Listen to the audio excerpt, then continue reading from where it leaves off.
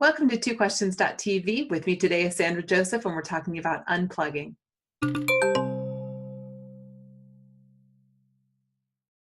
Welcome to TwoQuestions.tv. I'm Susan Baroncini-Moe. From sundown to sundown on Friday, March 9th this year until Saturday, March 10th, the annual National Day of Unplugging gives all of us an opportunity to put down our screens. You know, I've been talking about that, turning off our phones and tune into what matters most in our lives. Now, joining me today to talk about the National Day of Unplugging is Sandra Joseph. Very special guest. She spent nearly a decade playing Christine in the Phantom of the Opera, and now she's on a mission to empower other people's voices through her work as a keynote speaker. Hi, Sandra. Welcome to the show. Hi, thanks so much for having me. Okay, so you are a big proponent of unplugging. Let's get down to it. Let's talk about the value of unplugging. What do we get out of it? You and I know. Let's share it for the viewers and the listeners.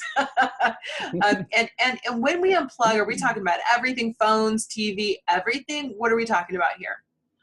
Ideally, yes, phones, TV, everything. I think so many of us right now are addicted to our screens in one form or another. Yeah. And this isn't a bad thing. It's not something we should judge ourselves for. We're connecting with our families and our friends. I love social media because I have cousins who live in Australia with little kids that I wouldn't get to see them growing up otherwise. Right. So these are wonderful tools, but overuse of them really is stressing all of us out, and we're missing out on some of the richest, most delicious parts of life. So I think if we all gather on this one day and give ourselves permission to put the screens down, get outside, spend some time in nature, and actually see the beauty of the natural world. I'm looking out the window at the trees here in San Francisco right now. And there really is research behind this. We know that spending time in nature makes us feel good, but now science is catching up and telling us the reasons why. There's a Japanese practice that they call Shinrin-yoku, forest bathing. And they've found that people spending time really immersing themselves in nature have their blood pressure goes down, the pulse rate goes down, stress hormones decrease. So it actually can make us more productive when we get back to work and back into our devices. So I think March 9th, giving ourselves permission for one day to get outside, use it as an experiment and see how it affects you when you go back into the office. It's a little nerve-wracking because I've begun a practice recently. Viewers of the show know that I have been doing a phone diet, and what I've been trying to do is assess how I use my phone, because a lot of my phone is for business purposes, scheduling, email, that kind of stuff. And when my husband comes home from work, I've been putting my phone on the bar and putting a towel over it so I can't see it, and I put it all on mute, and so I can't see it, I can't hear it.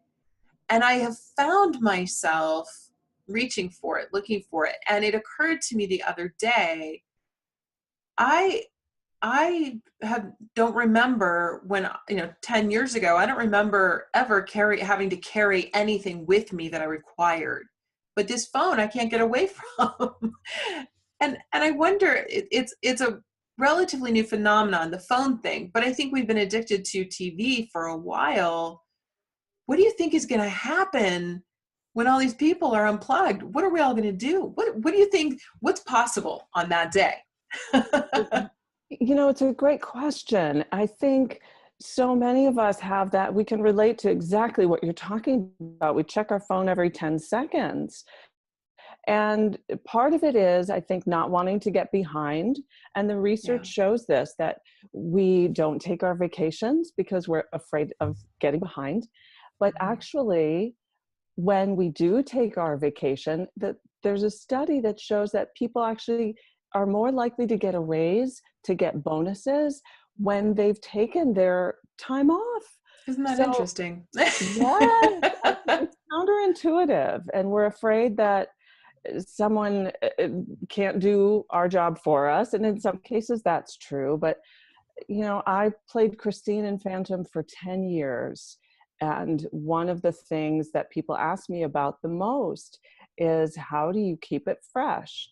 Well, Mm. I tell you, taking breaks, taking time away, Yeah. there's no way you can sustain a peak level of performance if you're going all the time. Right. So to your question, I think what is possible if we really do drop this constant connectivity is that we can tap in to inner resources that are always there, vying for our attention.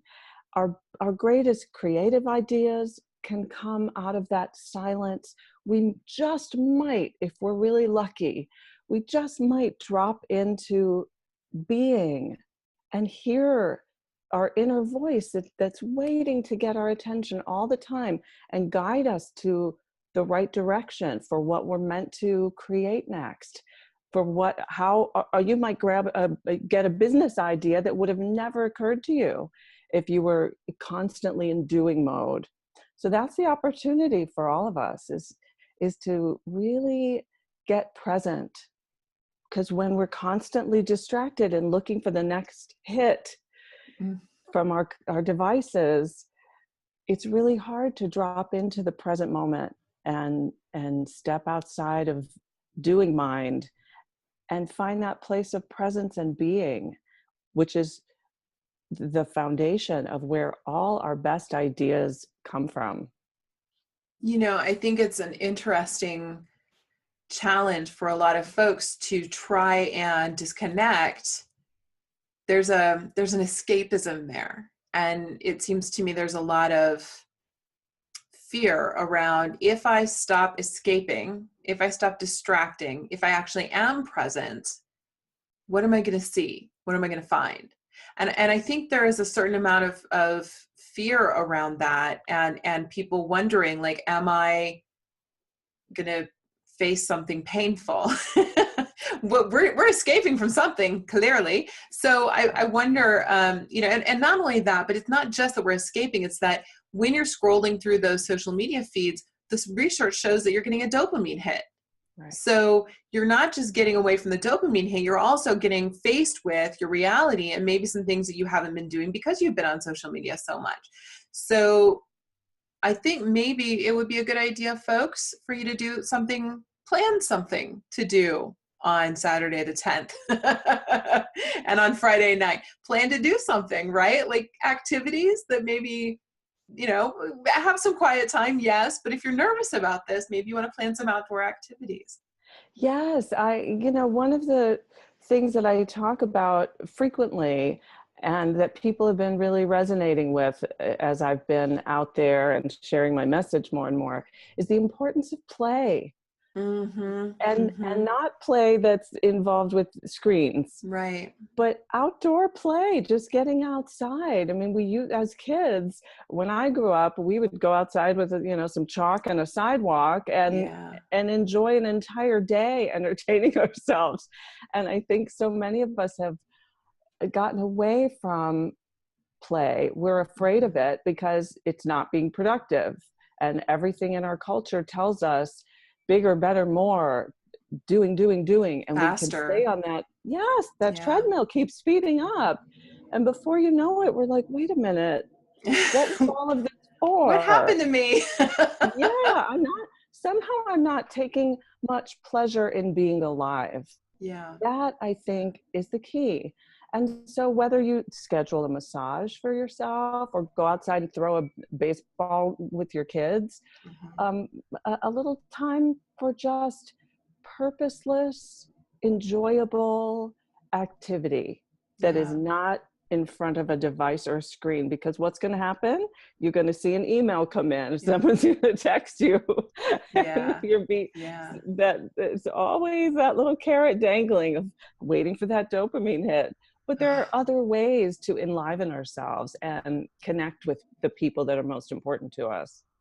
You made a really good point earlier. You were talking about this forest bathing concept, and I've read the research as well that says that if we're outside, it is really good for our mental health, our physical health.